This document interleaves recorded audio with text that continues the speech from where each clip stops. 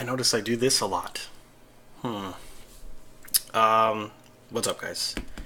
Or anyone who's watching this. I know it's been a long time since I put a video up, and most of that's because a lot of my efforts have been going into my website, doing like blog posts and things like that, and changing it up, and also learning, you know, I've been trying to teach myself some stuff so that I've got a little bit more marketability when I re-enter the workforce. I have officially left my previous job. Told them that I wasn't going to be making it back.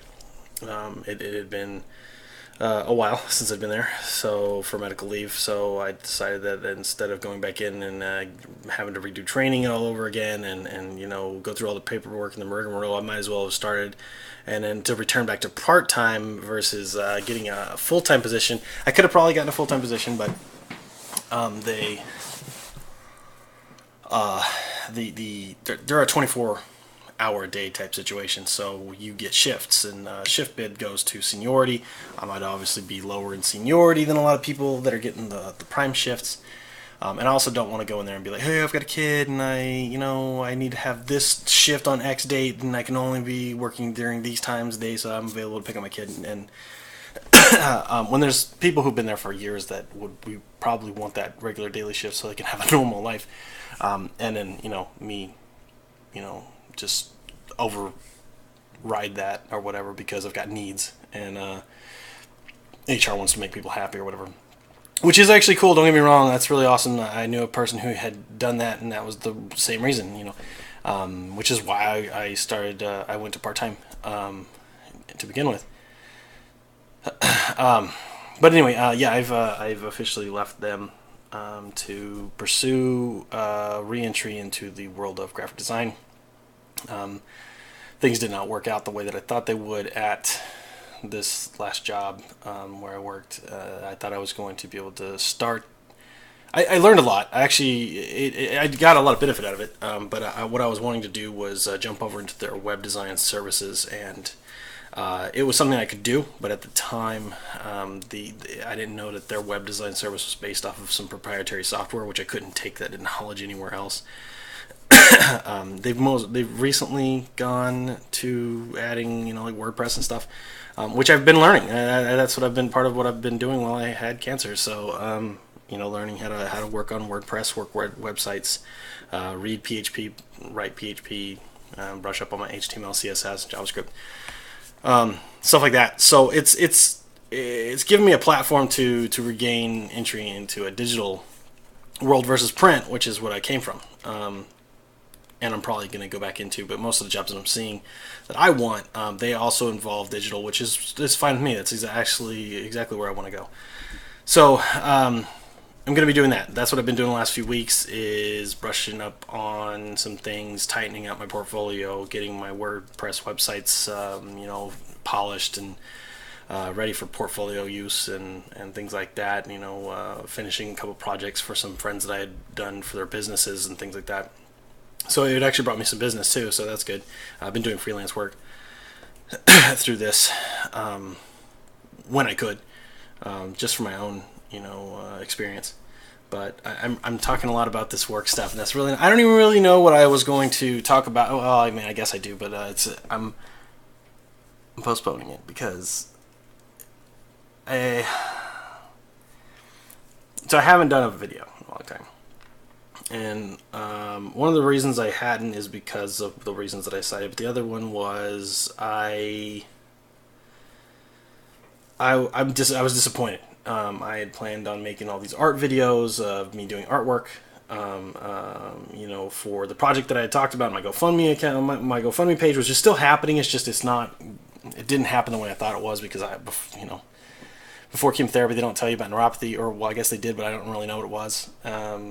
But now it's more, I got lazy, and it's disappointing, and every day I wake up and I'm disappointed that I let something like that stop me from pursuing interests that I've had since I was 8, slacked off, and I'm not that person. I grew up in a house that demanded that you work hard regardless of what it is. It doesn't matter if you're digging a ditch or you're going to school or you're drawing a painting or drawing and painting, or emptying the garbage. It didn't matter. You needed to do it right. You needed to do it right the first time. You measure twice, you cut once, that type of thing. That's kind of the mentality my dad instilled in us growing up. And I lost that somewhere along the way, and it's very upsetting to look back at myself and do that. And every time I would do a video, that's exactly what or when I think about doing a video, I'd set it all up and get ready, and then something would catch my eye. I'd be like, no, I'll do it later. I don't want to do this, because then I've got to look at myself, and I've got to reevaluate, and I've got to talk about things that are really bothering me. And that thing is that's what this whole... Initially, this channel was supposed to be set up for, was to talk to people, people who are just wanting to know, then there's friends and family that want to know about my life and the things that are going on, but sometimes they don't want to talk about certain things because they're scary, and I don't want to scare them, and I don't want them to feel like I don't want to feel like a burden, and that was the whole thing. And so by not trying so hard not to be a burden, I became a burden on myself. And you got to reach out to other people and at least talk. This is a form of therapy. I'm talking to random strangers and a few people who are following me that are family or friends. And I've talked about it a little bit, and I've discussed it in my GoFundMe updates and stuff, which I'm really pretty much done with that because there's nothing really left to update. So it served its purpose, and it helped me out a little bit, and I got what I needed out of it, and I appreciate all those who donated and kept up with the reads of the updates. But what they don't tell you when you get cancer is how you're going to feel if you make it through chemotherapy. And there's a depression that sits in, and it's no longer social. It's no longer like I can't go out and be with people. I can't go out in the sun. Those things hit me hard, and that's what I focused on. And so what happened is that basically just laid some foundation work to let some things creep in that I thought I was stronger than to let it happen. Because the thing is that it was a slow burn, over time. So those things can just sneak up on you. So I find myself recruiting from friends and family and talking to people, and I say I'm focusing on looking for a job, and I am doing that, but it's very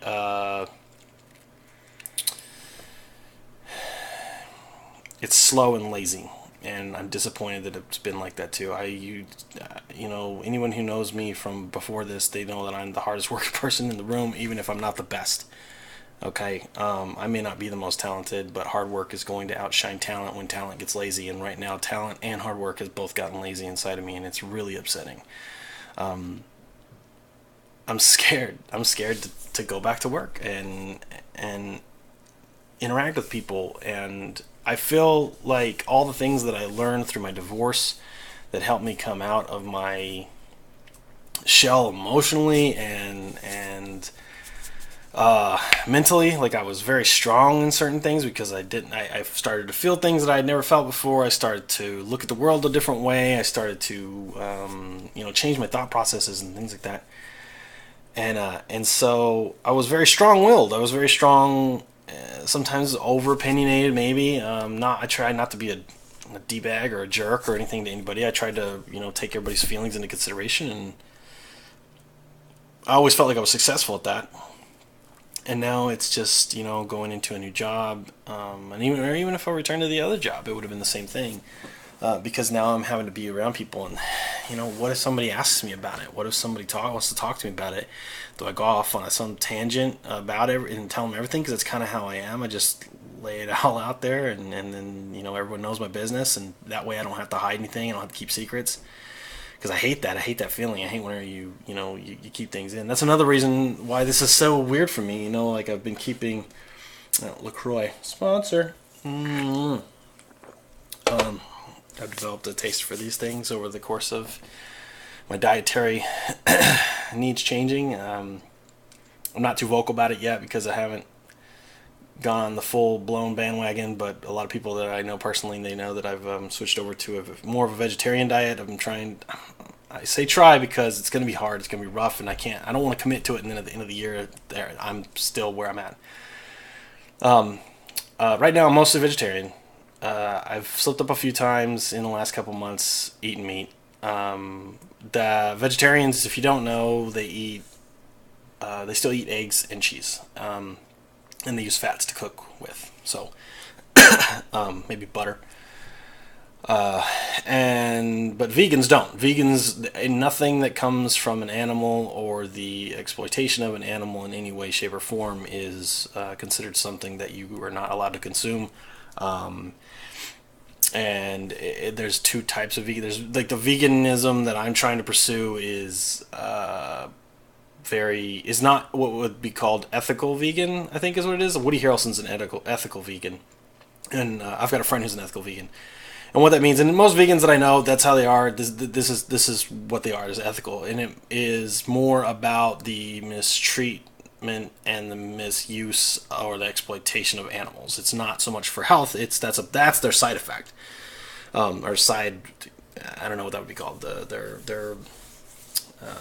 Yeah, whatever we'll call it, side effect. So it's the reverse for me. Mine is for my health, so that cancer doesn't come back. And the side effect is that, okay, well, I can be nicer to the planet, whatever. But I try not to be preachy about it. I'm trying not to be in everybody's face about it. Friends, they ask me, and I'm already getting looks, I'm already getting questions. Well, how do you get your protein? How do you get your protein? How do you, that's so hard. How do you go out and eat? I can't do that. I can't have a social life with that. And it's like, that's not true at all.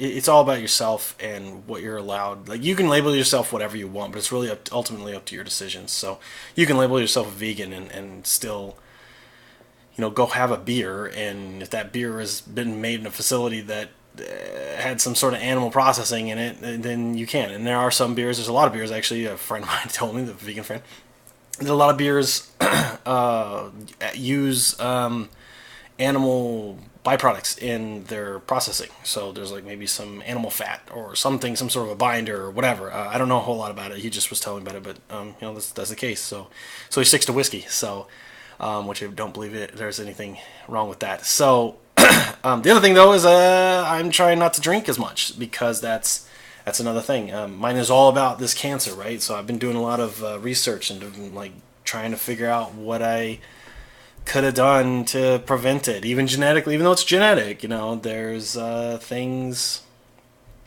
that could have triggered this to happen, because it only happens in 87% of people with this genetic mutation, giving it a Lynch syndrome genetic mutation. And I'm just looking for my daughter, really, because I want her to have the best possible chance. And the things that I'm finding that are linked to cancer, I'm trying to eliminate them. And that includes everything, because you can change your diet. That's great, but you're still coming into contact. I counted it up and looked at some very basic, laundry detergents, lotions, soaps, shampoo, conditioners, basic things that you use to clean your body with every day, and that you would think is part of a healthy lifestyle. They contain things in them that I outlined it on a blog entry that I recently did on cancervania.com.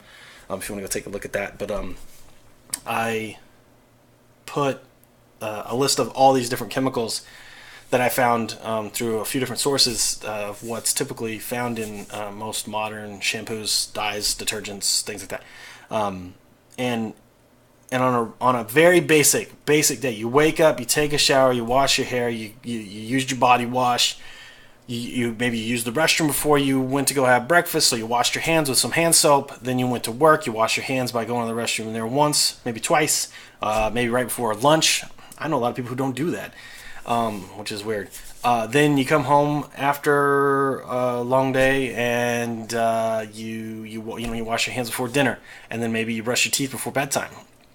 And then brush your teeth in the morning, and then you're wearing clothes that are used with that were cleaned with detergents that had these similar products in them, and that's very basic. Like, that's a very basic thing, and you don't even think about that. That's not including any kind of hand sanitizer that you're using or anything else that you might come in contact with, or maybe you go to the restroom a lot more and you wash your hands every time, or you brush your teeth every day, after every meal or every snack. I worked with a lady who did that. And just that basic count up was over 100 different types of chemicals that you're putting into your body, on your body, around your body, in your mouth, that have been known to be linked to certain types of cancer. Some of them are only linked to like liver cancer, or bowel cancer, or prostate cancer, or breast cancer, things like that.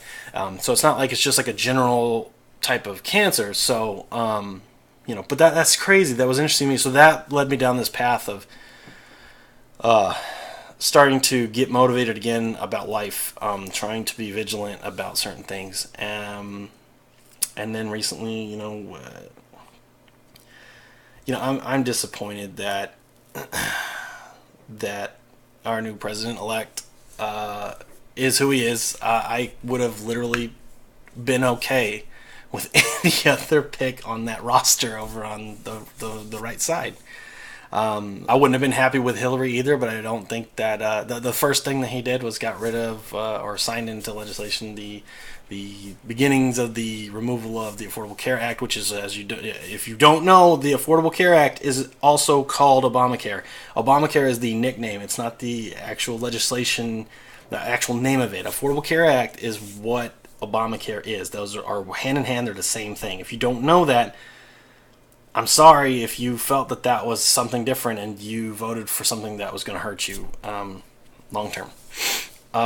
What this means, and then they also I can understand that, but what I was really frustrated with is that because I know a lot of people that were upset about it and how it was being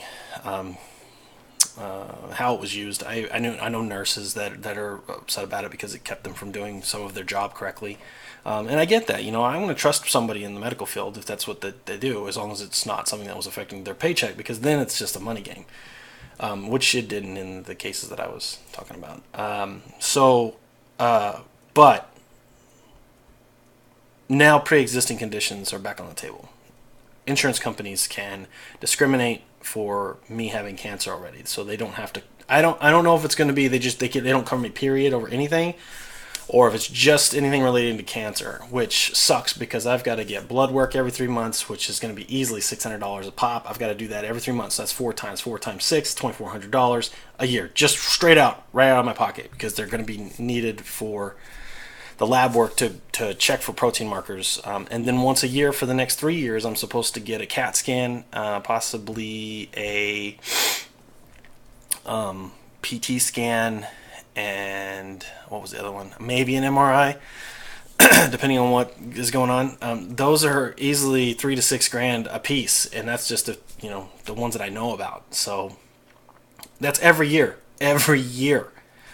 So that means that out of pocket. This is if I don't get anything else. Let's say I'm covered by insurance and I still got to pay my 20% or whatever, and my copays and all that crap. I've got to pay, in some, let's say I get one of those and they're each $3,000, so $369. So let's say 9, I get 3 scans a year, plus the 24. So close to $13,000 a year extra just for me for stuff that's not covered by insurance because it's related to my cancer. Anyway,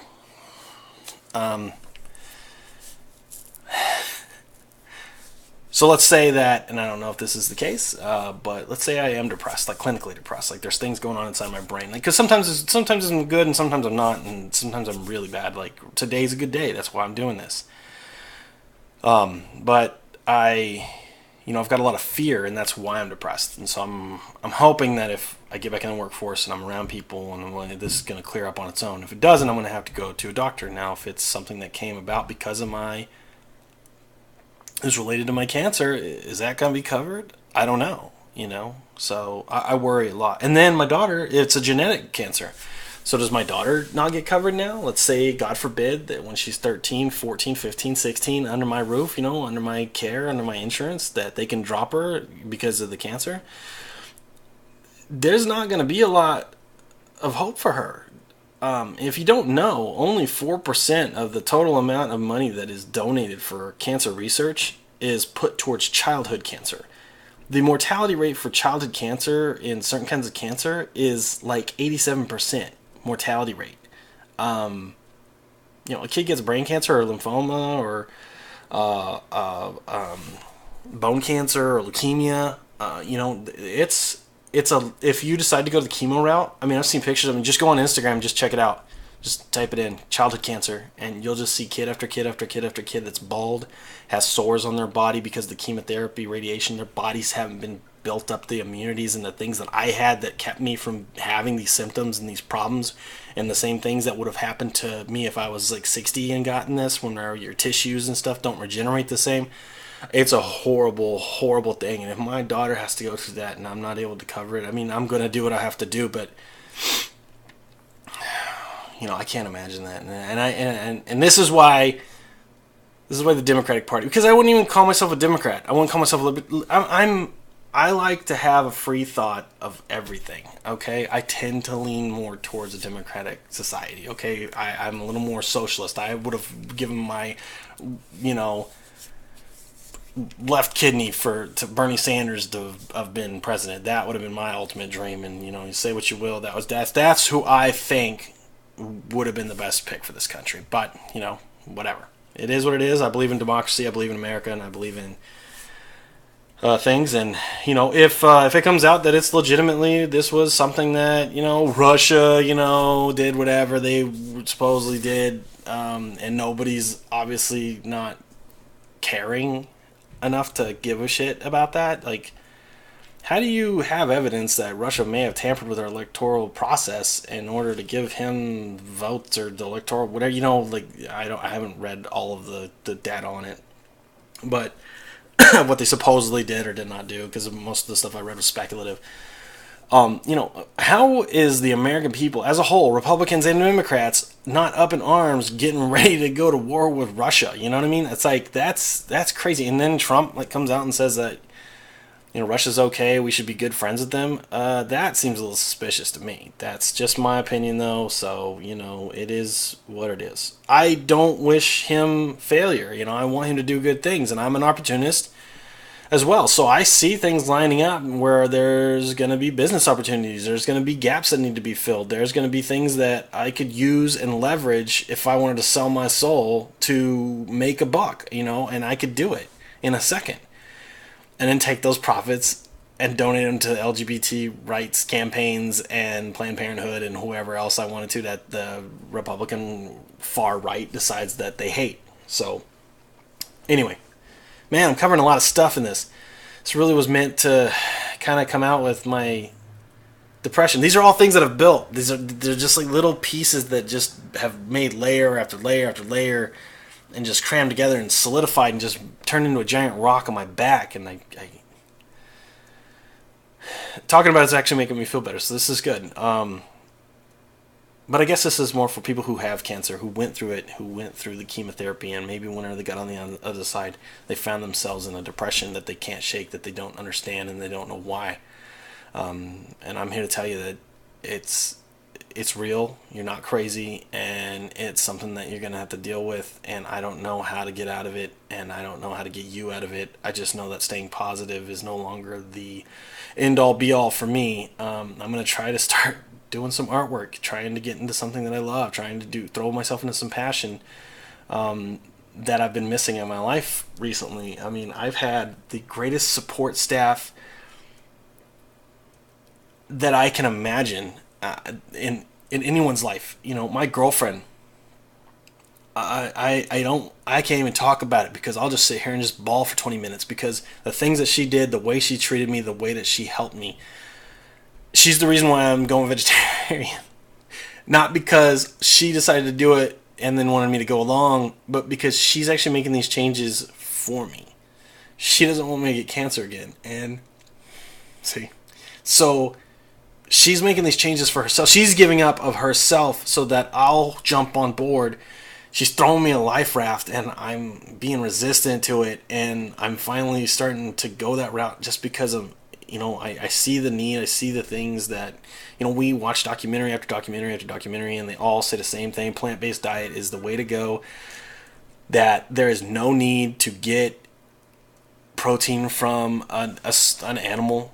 You know, you don't need to do that. The big thing that everyone asks, oh, you going vegetarian, you going vegan, how do you get your protein? Well, you get it from legumes and nuts and things like that. Then there's protein out there to be had. You're also probably under the myth that you're supposed to get. I was under the myth. I was in bodybuilding for like years.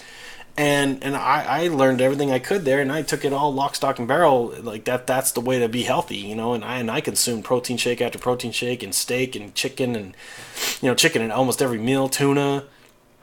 I was shoveling it down as fast as I could get it, you know, and and I got cancer. Really? Oh, interesting. Maybe those were the things that actually activated the gene. So that's how I'm looking at it. But yeah, I'm all over the map here. So, just a rant. I'll label this as such. So hopefully, if you don't want to look at it, don't look at it. But I just don't know where I would be without her, or where I would be without my family that was there to support me. Where I would be without the people who supported me through GoFundMe, whether it was through donating or through just sending me a shout out, sharing it. Liking it. It felt like I had a community behind me that was standing behind me. I had an army behind me. And that's huge, because I would talk to people, and the facility that I was in, and I know that there's 3 that are associated with the facility that I went to, right? And there's probably 25 more just in this town, just in Phoenix. And there were 75 people every time I went in. Take 70, and not all of them would be there every day. So, and they were full every single day, Monday through Friday. So you take 5 days times 75 people, that's a lot of people that are going in there weekly or bi-weekly, So, that's a lot of people that just in my one, facility that I was in. And I would talk to some of these people, and most of them were elderly females, and they had a myriad of cancers, all kinds. It went from lung cancer to brain cancer, to tumors, you name it, they had it. And some of them didn't have rides home or a ride to the place, and they lived in another town, a suburb, like 30 miles away. And that was the only place that would accept their insurance or something stupid. And they didn't have anybody. They had to find a taxi to get home, and just not good. So you see people like that, and then you throw it on to that what I was talking about with the Affordable Care Act going down, and how many of those people were in the same boat that I was, at least financially. What's going to happen? They're retired. They're old. They're not going to be able to get another way to get income. They're going to die with bankruptcy. How does that even compute in the grand scheme of things? I believe that the people should run the people. I get that. I don't want some overlord looking over, telling me how to run my life. And I know that that's the big thing with the Republicans versus Democrats, is that they think the Democrats are very they're all about big government and having these federal programs that regulate everything, including what's in the state. And Republicans are more about state level or municipal level or county level, whatever. The smaller the better, But then when you have all these different chefs in the kitchen cooking different meals, and half of them are horrible because they don't know what they're doing, or they're doing things that they don't understand well enough to be doing them. They're just capitalizing on the opportunity. Then it doesn't make sense to me that that's where we're headed. Like, we're still in this as I guess mostly I can only speak for the United States. So in the United States, this is where we're at. We're still divided. We still have this mentality that screw everyone else. It's all about me. And yet the Republicans are the ones who purport themselves to be these, the Christians of the world, the true believers in God. That's why they want, Planned Parenthood defunded, and they don't want people to talk about sex in schools because that's whatever, against the religion. And then they don't want it's very faith-based, whereas the Constitution was written, separation of church and state. We're trying to, you can't have both. You can't have both. And they want both, but then they can't have both. And then whenever the other side tries to split that, they see that as an attack on their faith, and they can't accept that, even though they agree that the Constitution is what they should be backing. It makes no sense to me. A lot of political stuff, and I'm not a political person. I really am not. I try not to get into those conversations. It's just that I grew up in a very strong Republican, very rigid Christian home, and as I grew up, I've for myself decided that those are not the things that I align with, because I'm finding more and more that more harm comes from it to those people without them even knowing it, because they've been indoctrinated in it so long and they've never seen anything else outside of their own little 4x4 square of space, that they can't comprehend it. And it's hard, because I was that way too, and that's why I know it's that way. And it's just a shame that you can't just go, and you can't go shake them. You can't go, there's no way to get through to them without them coming to that knowledge themselves. They have to be deeply impacted on a personal level. And that's what's happened to me. I've gotten impacted. I've become a statistic in certain areas and things that I never thought I would be in life. And it's been very eye-opening as well as depressing. So, everything's not black and white. It is not black and white. There is a lot of gray area. There really is. And for you to base the world's views off of a black and white system, that just shows how little experience in life you've gotten. Because and if you have gotten experience in life, you've used those things to jade them towards whatever your original views were, because they haven't affected you deeply enough to make you change your opinion or your ideas. So there's that. I keep looking at my screen and I don't know why. So anyway, guys, I'm at 32 minutes. That's a long time. I've got a lot more to say now that I've done this. I'm going to try to do a few more videos about certain things, epiphanies that I've had, promotion of my Cancervania blog stuff, because they'll go hand in hand with certain uploads I do. I promise I'm going to try to get my artwork together, get my stuff going. I've got a few projects that have been brought to me for some traditional artwork, some watercolors, some acrylic. I'm actually excited about them. And if those people give me permission to show those images, I will be doing that. So, anyway, I guess that's it for now. I just wanted to touch base. I had a friend who said that I need to upload some rambles, because they miss seeing them, and they actually put them on in the background when they're doing homework and stuff, which I don't know why you would do that, but hey, if it gets you through, if it helps you think or whatever, then this channel is doing its job, and that's awesome, and I applaud you for it. Shout out, Dylan. Anyway, so I guess I'll try to do another video tomorrow, and we'll see where we're at. I'll try to start maintaining this as a daily thing, if not a every other day type thing. That way I can try to get some sort of discipline in my life, because that's another thing I'm missing, is the depression really gets me down. So if I use this as my job, is doing this, then it's more for me. It's not for you guys anymore. It's for me. It's so that I can get out there. I can normalize again, I guess, and just be. I don't even know what I want to be anymore. I just want to be a good person and be functional in society and do a good job and be paid a decent wage. I don't even want to be rich anymore. I want nothing. I'm so content with so much less than I thought I could be, when I was pretty content with not too much to begin with. That is actually a positive that's come out of this, and I'm really happy about that. So yeah, I don't know. See you next time.